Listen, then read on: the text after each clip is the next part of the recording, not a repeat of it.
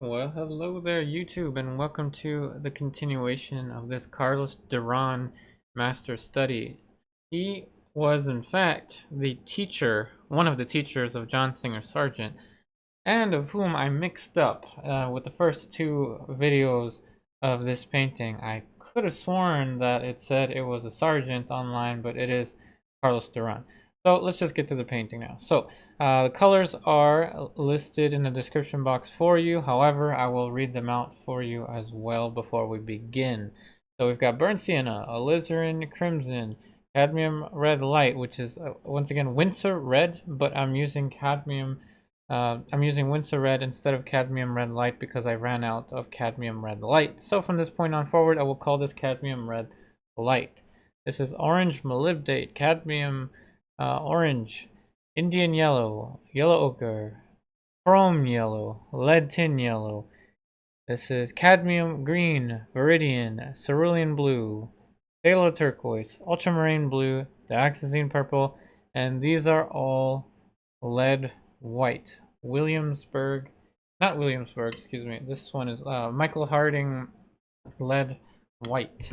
Let's go ahead and start to mix up some colors. So I'm going to go and mix up just a basic little skin tone, and we're going to just warm up with the plane here for the glabella, just for a place to warm up. A little bit of ultramarine blue, burnt sienna, some white, and believe it or not, you can make skin tones with two colors and white.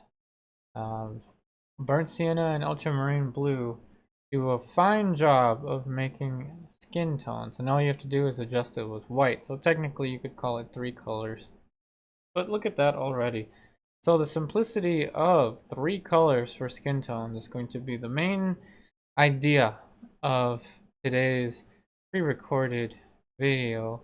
So check that out. That is the skin tone that I was able to get with just the three colors.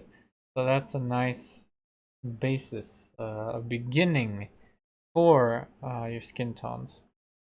However, you always want to work with what is most comfortable for you at first.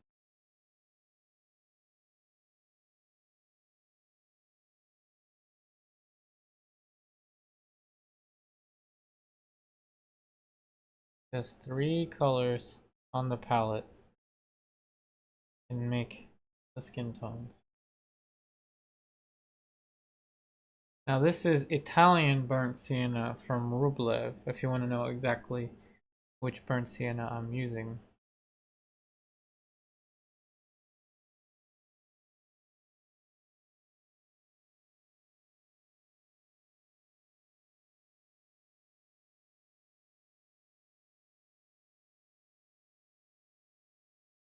So I'm putting in some of the turning planes now, and I know that it looks really different at the moment, but what I'm trying to do is turn the planes so that we get a little more curvature for the glabella.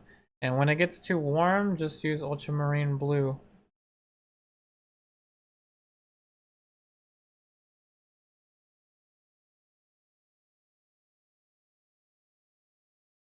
A little more of the ultramarine blue.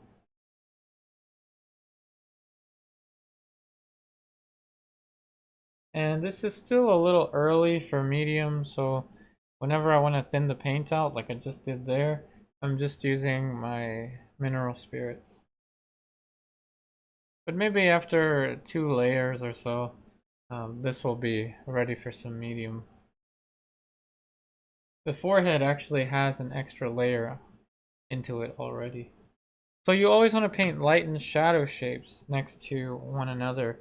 So now we're going to start to mix up the shadow shape for the concavity of the eye socket there.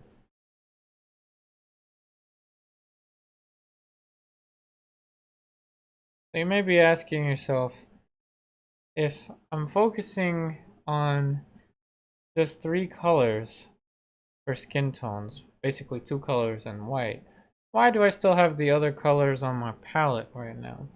And the reason is I always recommend that you have your colors laid out consistently every time on your palette.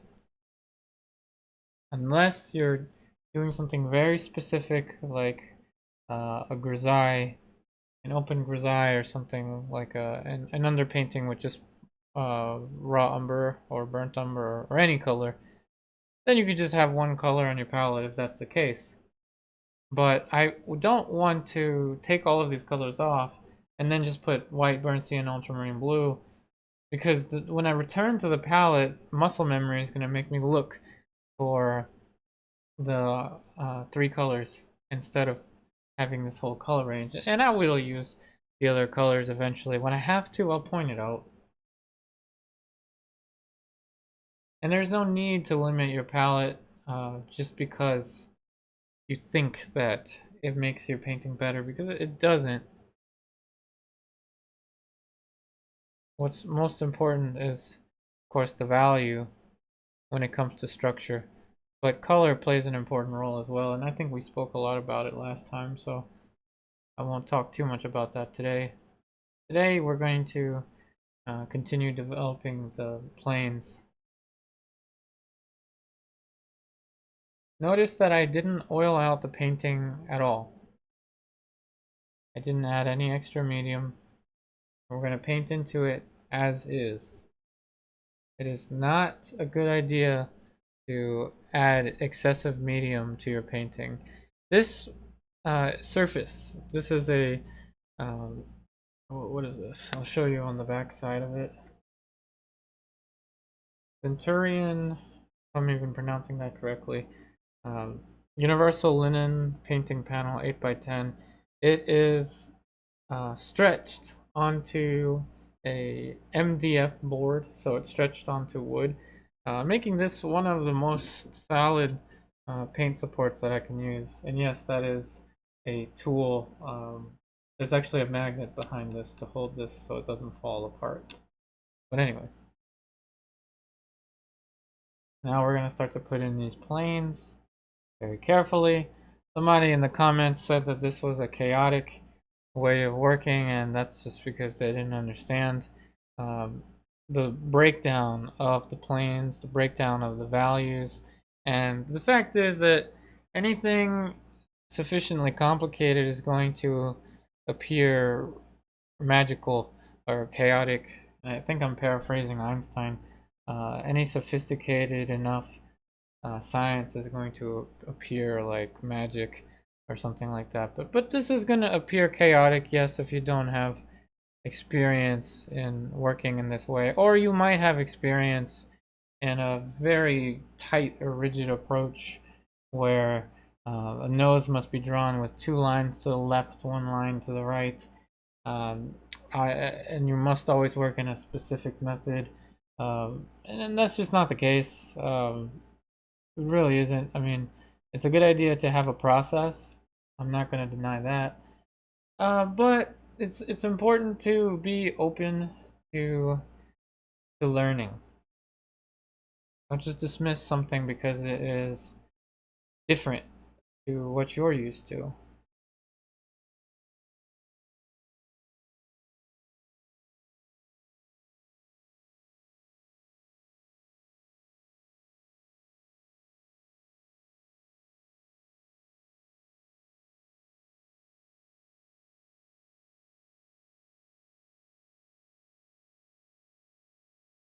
Adding a touch more warmth into the shadow.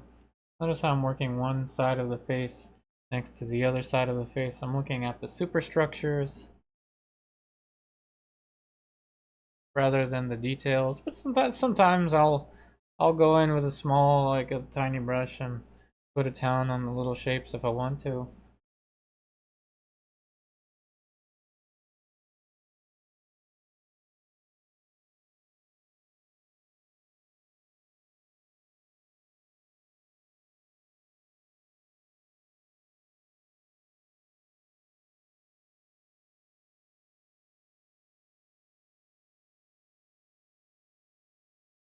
Now it's important to consider light and shadow shapes always. This is getting too dark to be in the shadow, or too dark to be in the light. So I'll just adjust it a little bit.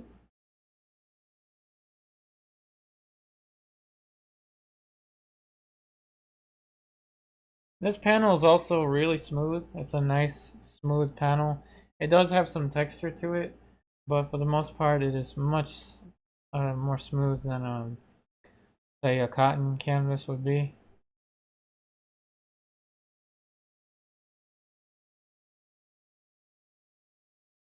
It's always a good idea to work on a smooth surface for portraiture.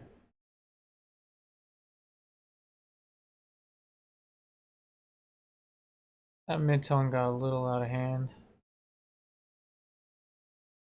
As I was mentioning last time, I always think of hue, value, and chroma, the three components that colors have, and I do relate colors to one another, and I did make some colors on the forehead different, but after thinking about that upload in particular, I realized I can simplify it even more for you, which is what this is about. Skin tones are always some kind of course there's some exceptions, but that they're usually some kind of orange or pink.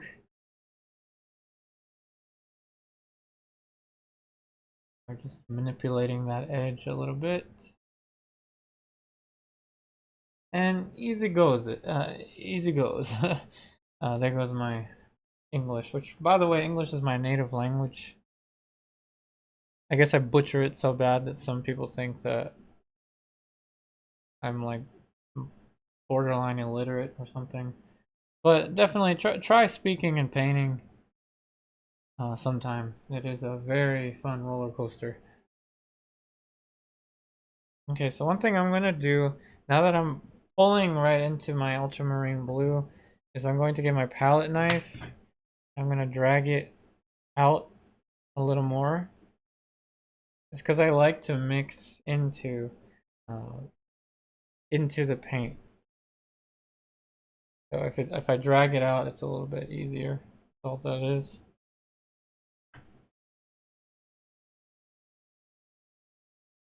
Now we're going to put the plane for the tear bag.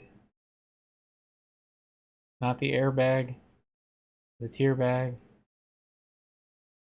And always remember that this is going to sound bizarre, but the structure of the face is such that the skull and the area around it will make sure that you can survive a punch to the face.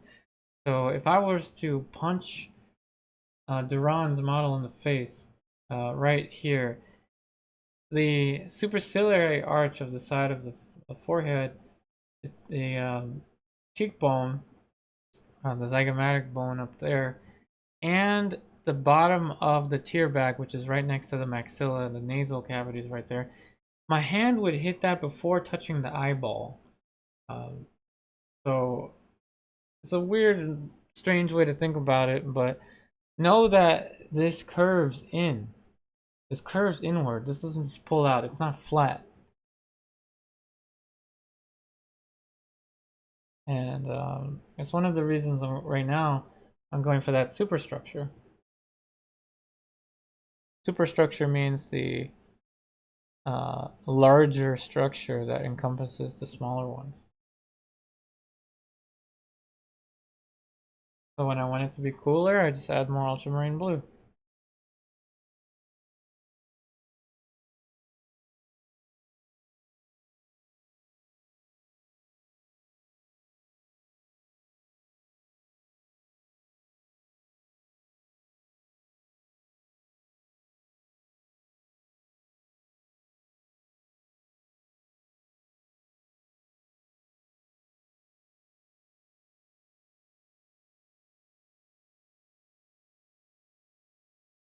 Okay, now this area has the superstructure, but it's a little undefined.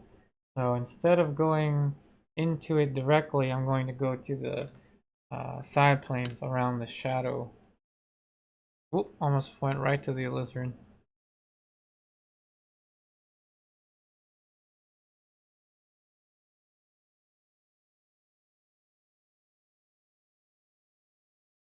So we're gonna hang out here for maybe 35 minutes or a little bit more. I'm filming this on a Friday, and I do teach Zoom lessons through my Patreon on Fridays.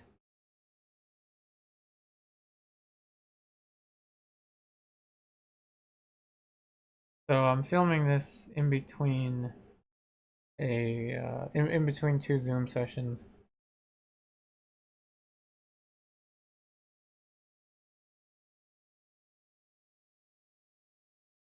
Now see, that goes to gray. So always know that even though this seems chaotic, to some this seems chaotic, I'm going from the dark into the light, and I'm building structure. And it may be strange to some, for some to see this, but you can let a painting dry in between any stage you want. It is a good idea to let the painting dry with a certain look to it if you're doing a very careful underpainting method. But you don't have to work that way. Now there's some limitations with using these three colors, and we're going to actually reach it very soon. And that is, you cannot get a pink out of these colors. But luckily for us, Duran painted the cheeks. They look pretty much burnt sienna. And burnt sienna is an old color, so Duran probably used it.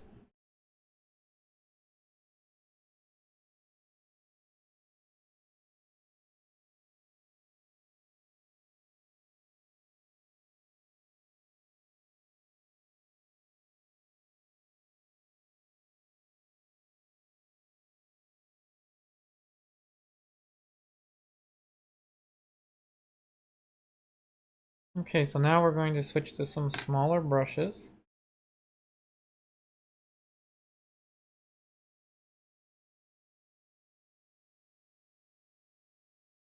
I'm just cleaning the brush off a little bit.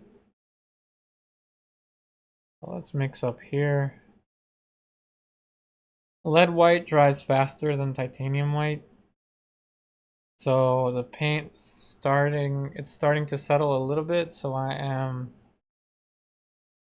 need to add a little more thinner to it to get it to flow. Now notice the value that I'm going to use there. It is not straight white. And I'm mixing a gray and I'm adding a tad bit of skin tone. And believe it or not, I'm still using those three colors.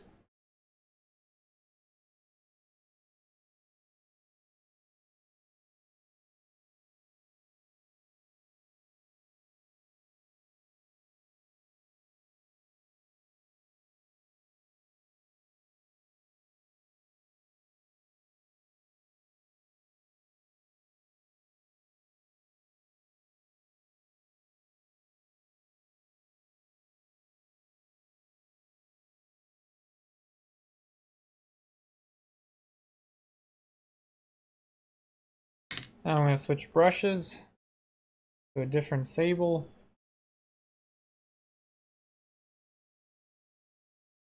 So I'm going to get a dark brown out of this, which doesn't work actually because the model does have bluish eyes. So there we go.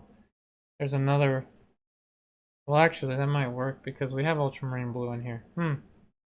Maybe we'll get away with continuing to use it.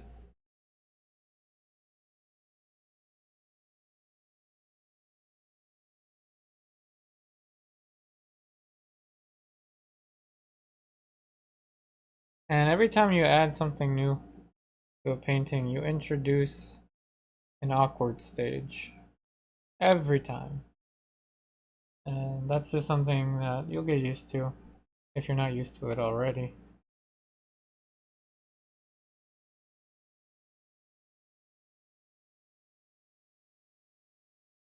But this is what makes portrait painting so difficult. Because you're not going to get much of an awkward stage with a landscape or with a still life.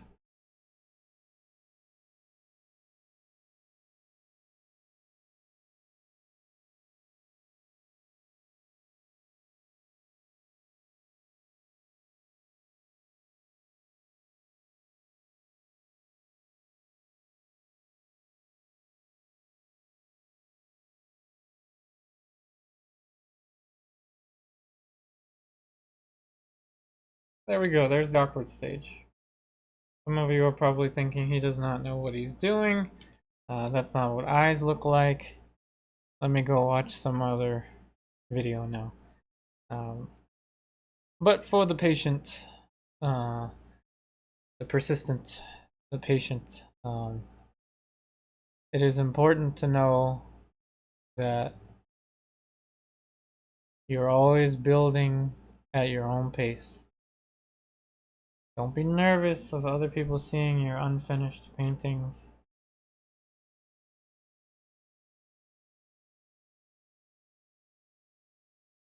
Embrace every stage. Own it, or it will own you.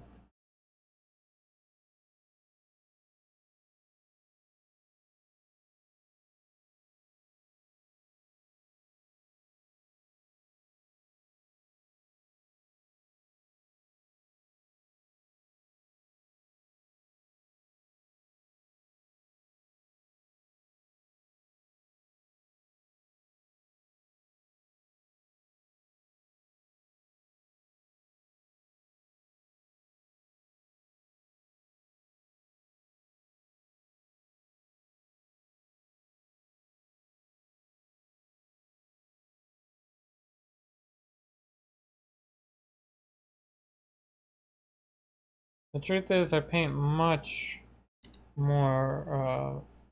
I paint at a slower pace when I'm studio painting, which is I'm pretty close to this speed.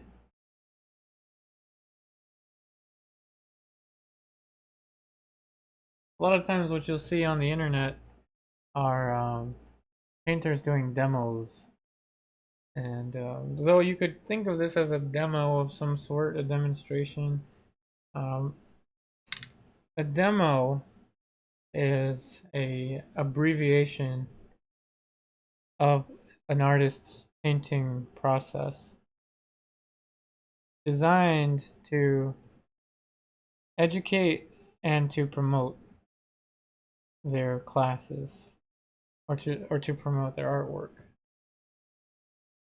If you want to do demos of your own artwork, always keep in mind that you will paint differently when you're under the camera, behind the camera, next to the camera, whatever. The camera does affect.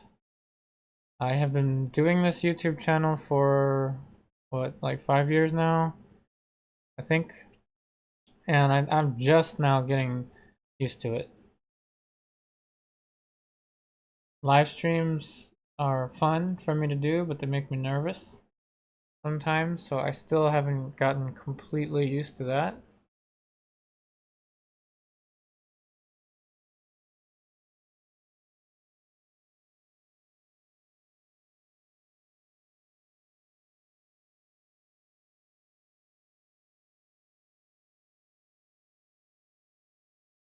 But anyway, the point I was trying to get at is paint at your own pace. You're not going too slow. You're not going too fast. You're going at just the right pace. That pace is your pace.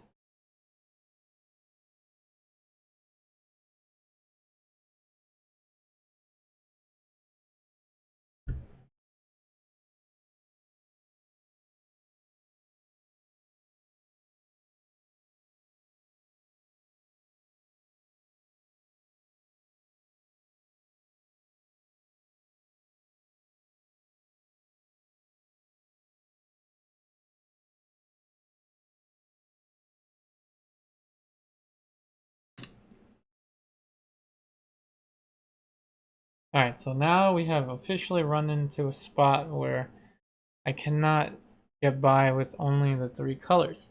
And its limitations are pinks, exactly like I said earlier. And the pink of the tear duct, that's just not something I can get with the three colors. So the three most useful colors in portrait painting and their limitations. This is one of their limitations. I cannot get a nice and deep blood red almost looking color. Not that I want this to look like blood, but a dark red is just not possible. Pinks are just not that easy to obtain with the three color palette. Always know that an extended palette, every extended palette contains limited palettes in it.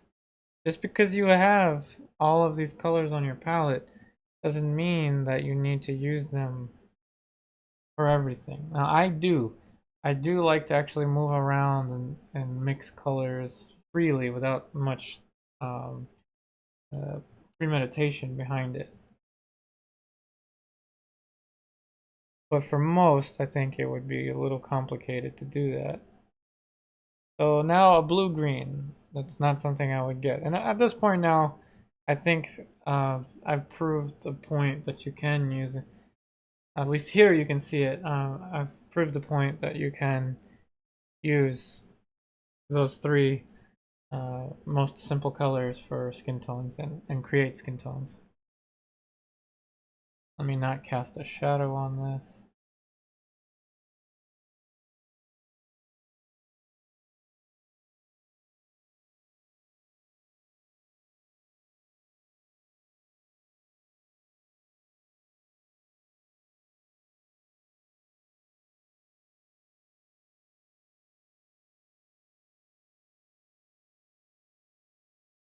And the word I keep mentioning is speed, the pace that someone is painting. It is so variable from one painter to another.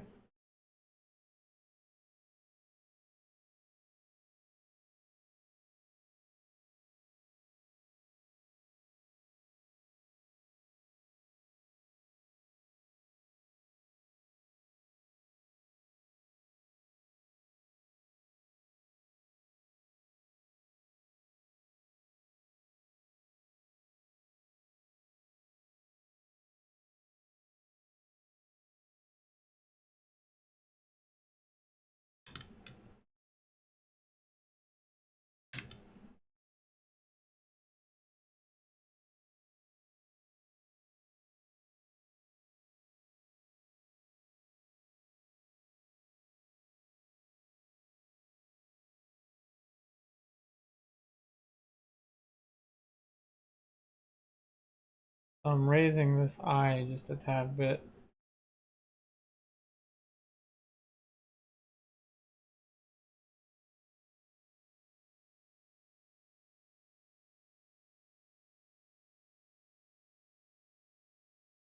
As you add information to a painting, you can always adjust things. Now, there's no underpainting underneath of this for me to rely on, so I have to come up with everything on the spot.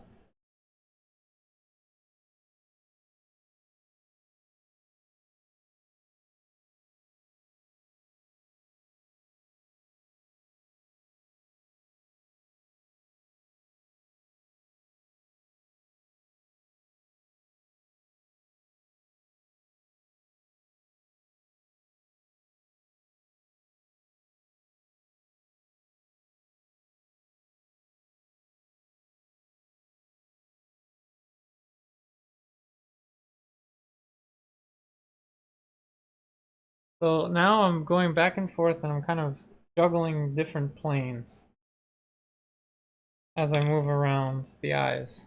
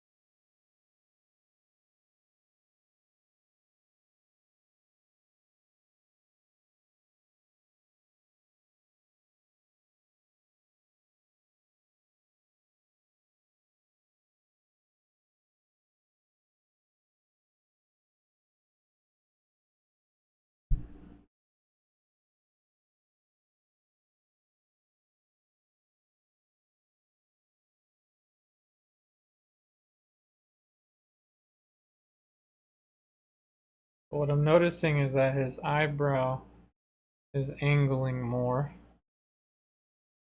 than what I have.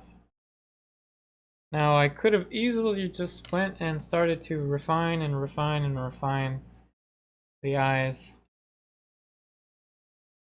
but I decided to take a step back and analyze what is different from my painting versus the original, given the amount of information that is in my painting.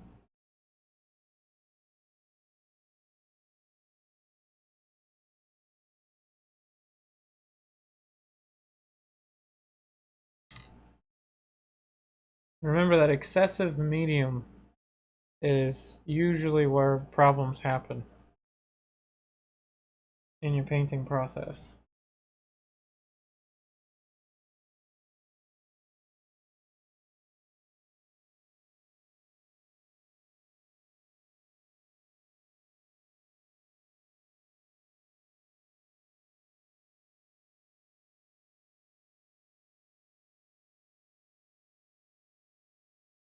And at this point, the lead white is proving very useful. Remember that lead white has this property of which it allows you to use more paint without raising the value, allowing you to have a thicker consistency. But also, it enables you to have more control in the midtone range. And if you're doing realist painting, if you're painting things that are supposed to look like things, the midtones are where most of the work happens.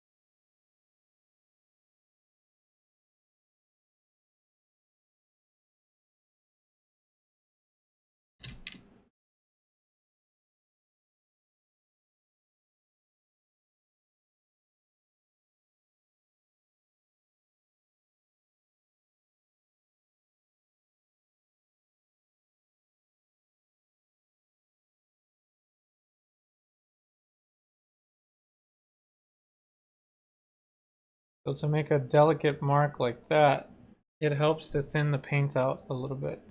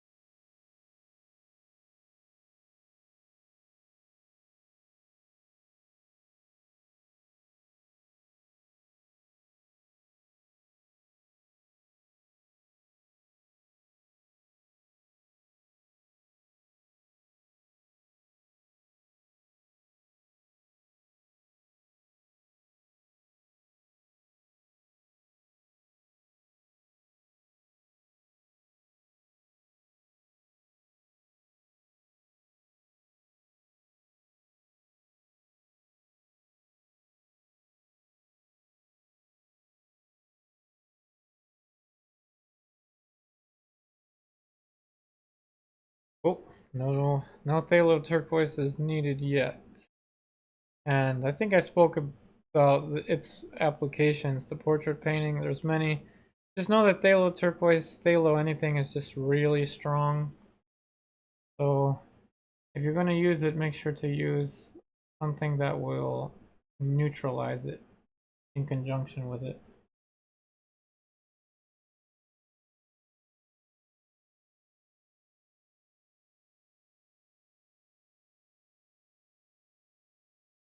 And most teachers, myself included, will advise beginners to use limited palettes because it keeps you out of danger. But um, it's like school. You train and you learn a lot of stuff in school, like when you went to college or high school or wherever, whichever level you're at. Then you enter the real world and it's completely different. So in the real world of painting, you can paint with any colors you want. Limited palette, extended palette. The only thing you can't paint with is without a palette. The zero palette, the null palette. Yeah, you can't paint with that. You can paint with cheeseburgers if you want to, but it won't be very archival.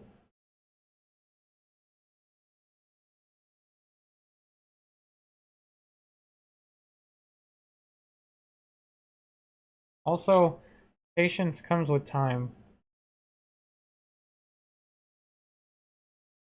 Some of you are probably watching and you're like, I just don't have the patience.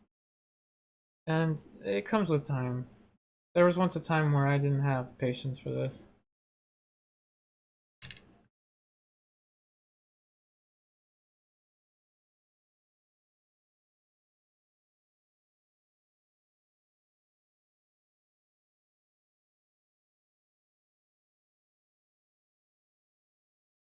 Speaking of patience, I wanna share something with you. I've actually spent a lot of time, like hours, cleaning and scraping off the dried paint on my Forever palette. I call it my Forever palette because it is the palette that I enjoy using the most. I actually don't like mixing on this, on the glass palette. I just do it for you.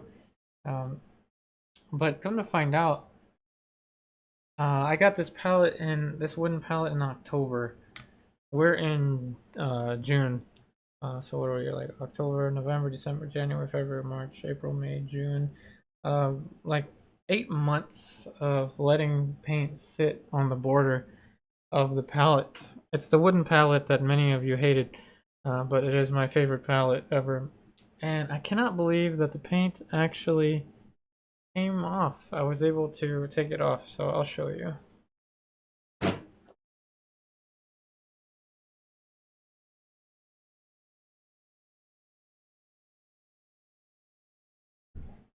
This is the same palette that I used on YouTube for a long time.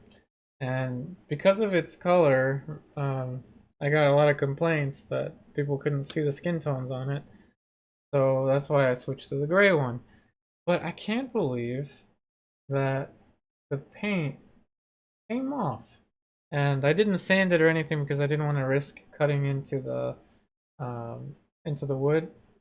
So what I did was very delicately, I went into it with my palette knife and it actually came off. This has had paint sitting on it for 8 months and the paint came off. Like, that's amazing. It is the most amazing. This is the most amazing palette I've ever had. This is a handmade palette by Larry Wiseman, who lives near Baltimore, who lives in Pennsylvania. It has an item number 385. 385. And signed Larry Wiseman. The letters are KLW. I don't really know, but why it's not just L and W, but that's just how it is signed. But anyway, it is. I just wanted to share that with you because I spent hours and hours doing this, and I'm really pleased with it. I'm pleased, and I took the colors off the palette because I can't just let that palette sit with paint on it if I'm going to be moving back and forth. Like, I take the paint off of this and then put it on my studio palette. And then I take the paint off my studio palette and then I put it back onto this. That's what it's come to because I have to switch palettes around so much. for video purposes.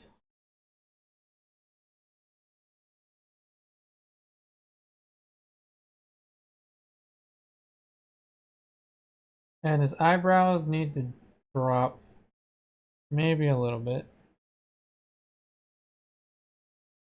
But before I do that, I need to give him his eyelids.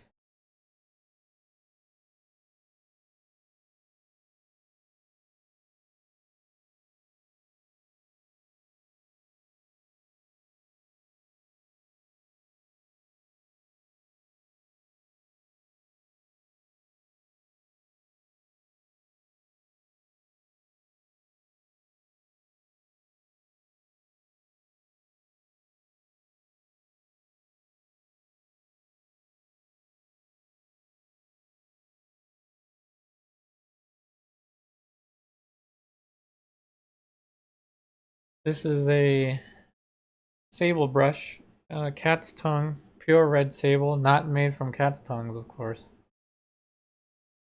by Silver Brush brand.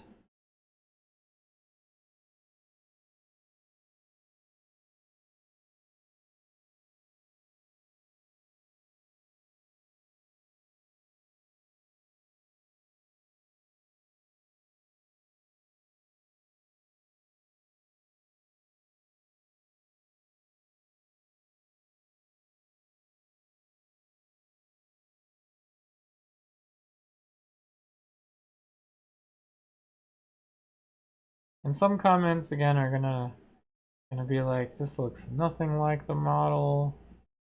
Why did I spend my time watching this?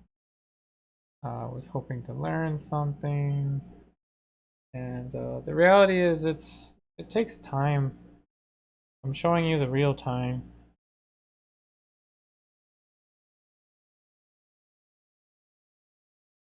And not like a dozen hours at a time, but in a realistic time frame. Some of you may only be able to paint a couple hours a week, or maybe even just an hour a week.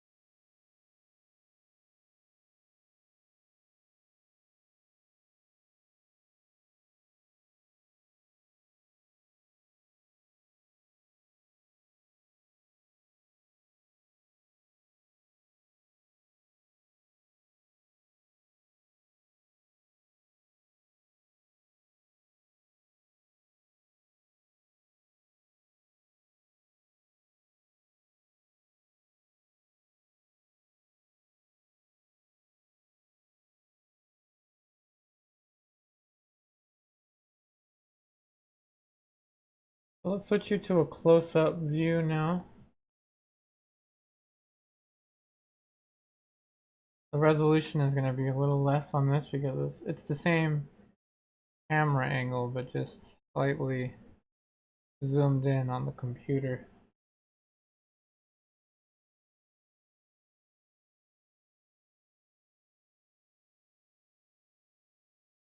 So the only problem is you can't see the palette, but you know, can't do everything.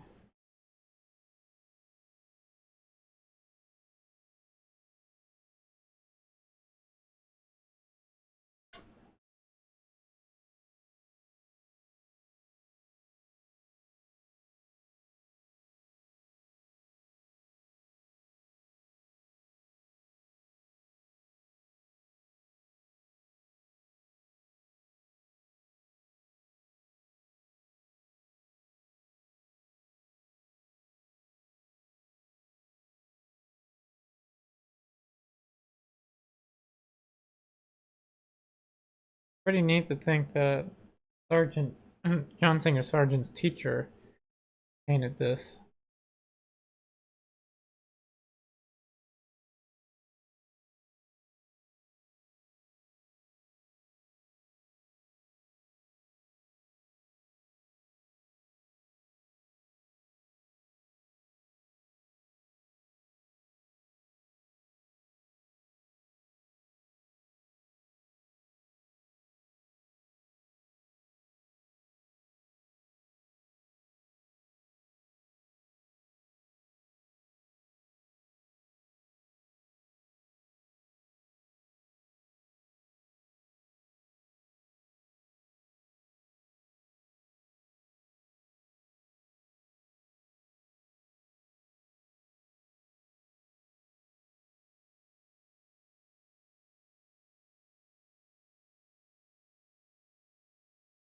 So I'm pushing the contrast between some planes, such as this one, because I like to push it a little too far, push the form a little too far, and then just kind of reel it back.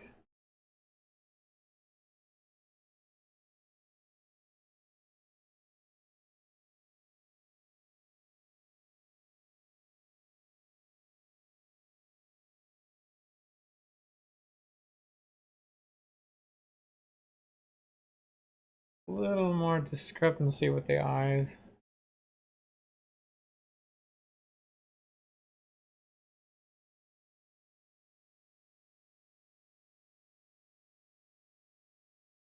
Make sure the top matches first.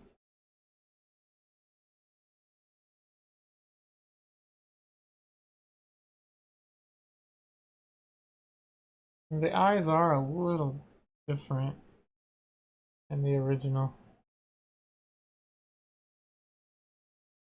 But it's so faint, can't really see it that well.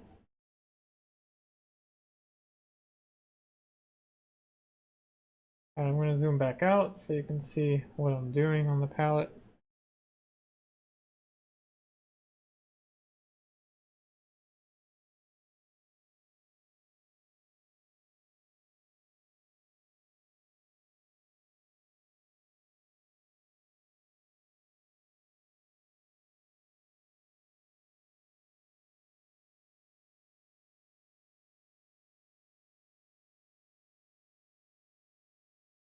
And we're going to just do a few more little adjustments and then we're going to call it a day. But hopefully this will be a nice addition to your day. Remember, those of you that are in the online classes, definitely feel free to use this as an extra project to work on, and you can send me images through the virtual classroom.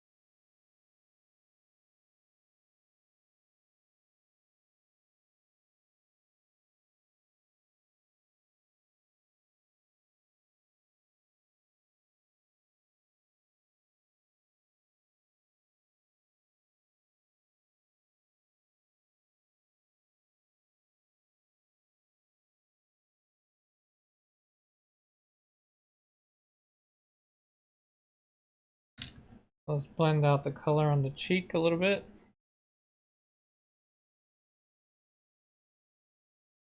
So it doesn't dry too sharp. And we'll push the form even more next time. Alright, so that should be good for now. Remember, the three most useful colors are burnt sienna, ultramarine blue, and white for skin tones, for flesh tones.